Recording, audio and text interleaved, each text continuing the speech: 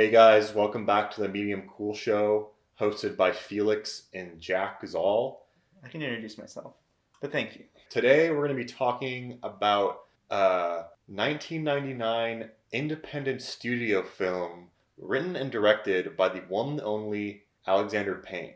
He co-wrote the script for Election. He co-wrote the screenplay with Jim Taylor based on a book.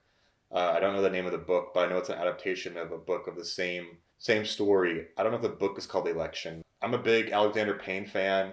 I think he's only had like one miss in his filmography, like his whole Yeah, filmography, and that's Downsizing, which I never saw. it was a big miss though too. But yeah, we were talking about this before it started, like how much we like him and how much we like respect his work and the type of filmmaker he is. He's very, Yeah, very unique. Like when you see an Alexander Payne movie, you know it's Alexander Payne. You know. yeah, and all of his movies besides Downsizing are like better than good. Mhm. Like they're all better than good. Like fucking Election is like damn near a great film. Mhm. Like it's not like a big movie, but it's just like it's a really good movie. I highly recommend it. And Mhm. it's just like a tight like hour 35, like hour 40. Yeah. Dude, and just like the screenplay, like the Yeah. way he writes it, his characters are so interesting and they're like not like they all have like issues and their problems and shit. But I'd seen Election before back Mhm. in college and then we just rewatched it recently. But you watched it for the first time and I just want to hear your impressions. Yeah. I mean, I'm a big Alexander Payne fan. You know, it started with Sideways, growing up in like Northern California. We kind of know the geography a lot, so I kind of wanted to see like a film that kind of captured that in a way. And it's really good. I love Paul Giamatti. That's like really what started my love for him as an actor. And then I saw Descendants too, that kind of came out around the time when we were like getting more into film, and that's a fucking amazing movie. George Clooney. Yeah, yeah, George Clooney. Like I love Alexander Payne because, like I said, he kind of he's very delicate with the way he approaches a story. You're saying that most of his main characters are kind of like these schmucks, like everyday guys that Yeah. like are very relatable, and I really like that. Like I like how he like kind of captures those characters so well. And he does it with so much respect to the story. Yeah. Even though these characters are flawed, he still like makes like a funny, concise, powerful story, you Hmm. know, that has like a message in it. Yeah. And that's what I really like about him. And seeing Election, like it definitely follows those lines. Like I was happily impressed with Yeah. the movie, you know, and even though this is one of his earlier movies, it still has like that snap Alexander Payne trademark, you know? Yeah. No, he like just like the screenplay, it's like so clever, it's so tight, like the structure and like Mm-hmm. all like the paying forward and like plans and stuff that comes back later and Mm-hmm. just like he lays everything out and I think his characters are so good. Like every character in Election is like really well like thought out. They all have like their own personalities and all of them are like flawed. Mm-hmm. Like even like in the movie we follow this teacher and this high school professor who teaches like history and then like ethics and stuff and basically like the main theme is laid out about ethics and morals and like Mm-hmm. the difference between them. Yeah. And that's like the theme throughout the whole movie and then by the end of the movie like everything that he stood for like ethically and morally like he actually is like like his actions in the movie contradict where he stands on like ethics and stuff. Yeah. It's played by Matthew Broderick perfectly. Yeah.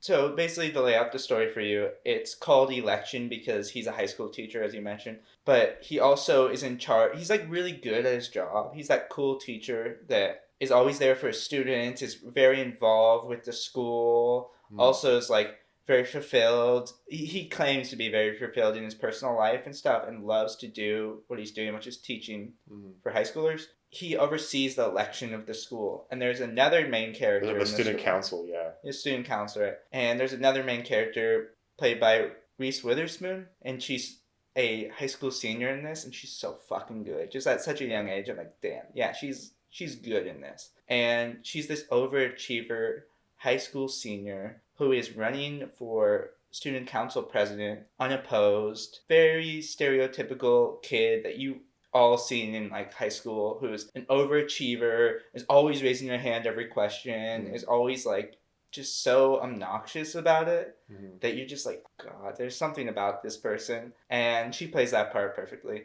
She is running unopposed, and basically the way they lay it out at the beginning is she had an affair with a teacher in the school that was Matthew Broderick's friend. And Matthew Broderick's friend, because of this, got fired. His wife divorced him. His whole life was destroyed. And Matthew Broderick accepts that like it was the teacher's responsibility, Yeah. and his own detriment of what happened to him. It was not Reese Witherspoon. Reese Witherspoon like is a child.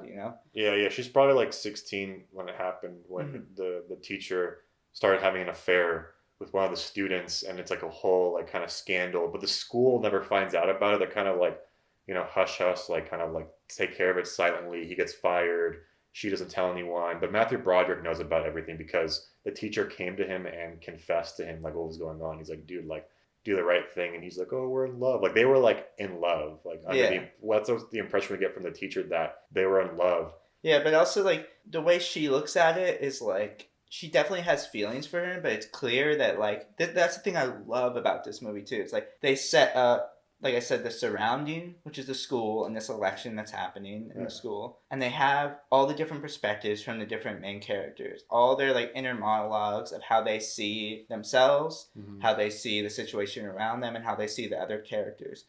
But the way the film progresses, it's like very objective, and so their beliefs and their values that they see in themselves are kind of contradicted throughout the actions of the film. And so you see kind of Reese Witherspoon talking about this teacher, and she's like, Yeah, the perspective, like, I just want to add that in his mind, he's like a great teacher, and he's like been teacher of the year 3 times in the past 15 years since he's been there. He's like a very highly regarded teacher in this like small school, like in this school, but just in this high school, like he's kind of like almost like the king of the castle in terms of like academic, like teacher, like the faculty.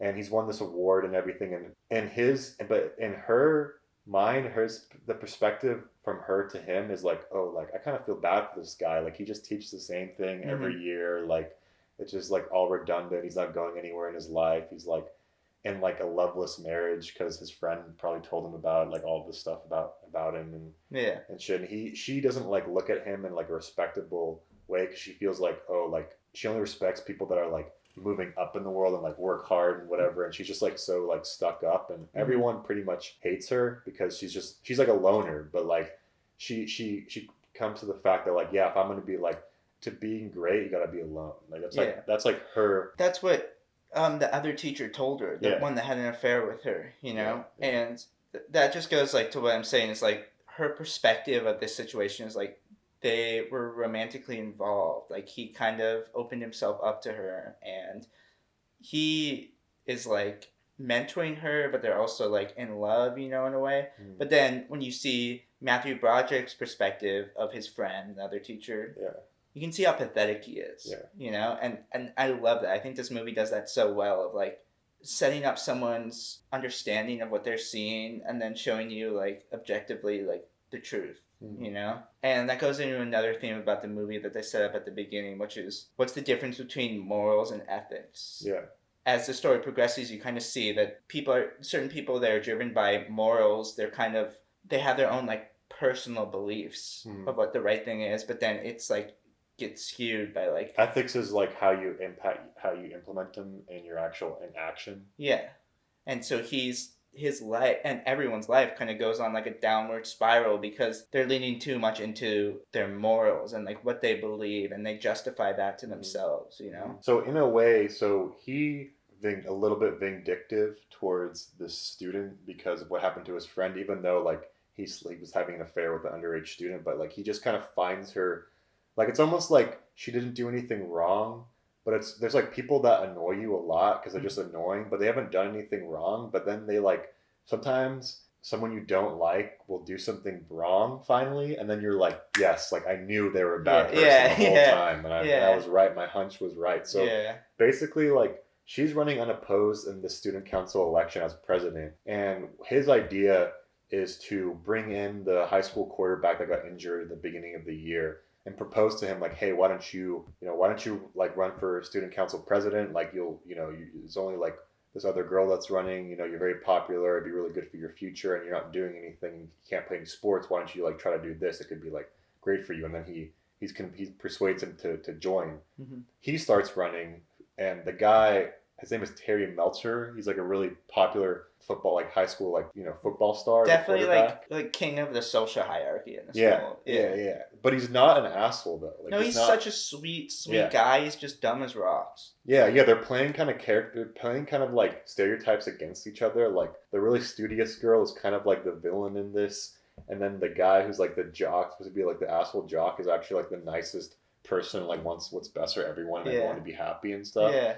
Basically, they're running opposed to each other, and that kind of creates like this main conflict. And then we have another subplot with the football player's sister, who kind of gets involved and to run for the election to get back at her brother for it gets into a whole.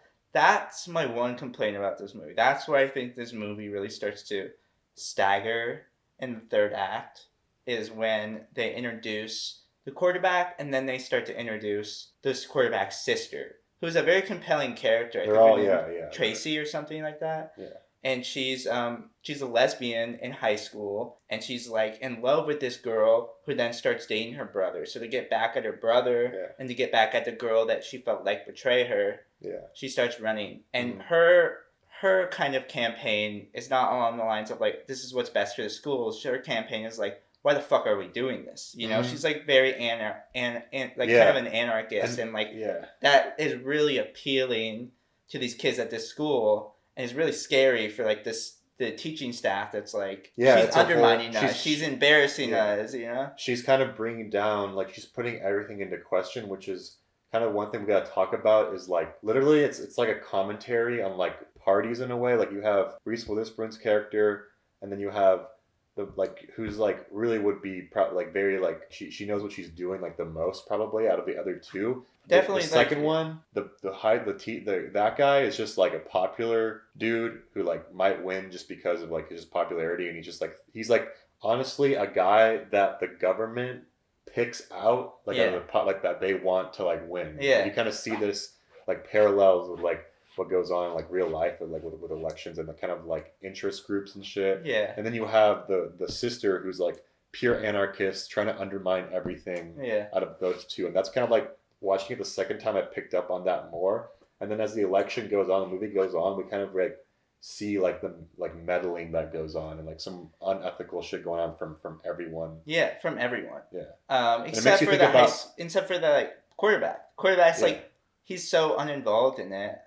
But like still like he doesn't even vote for himself. He doesn't vote for it. But that goes like that fits in with his character, like who he is, you know? Like I love that. But it brings into question on the bigger scale of our own elections. Dude. Yeah. Like no elections is like gonna be 100% legit. Yeah. You know what I mean? You have this guy, Matthew Broderick, whose life like during like the election count and everything, like his life is like falling apart. Yeah. And he has to like deal with that, and that kind of it changes it like breaks his character. Like he makes a judgment out of character that leads to his entire downfall.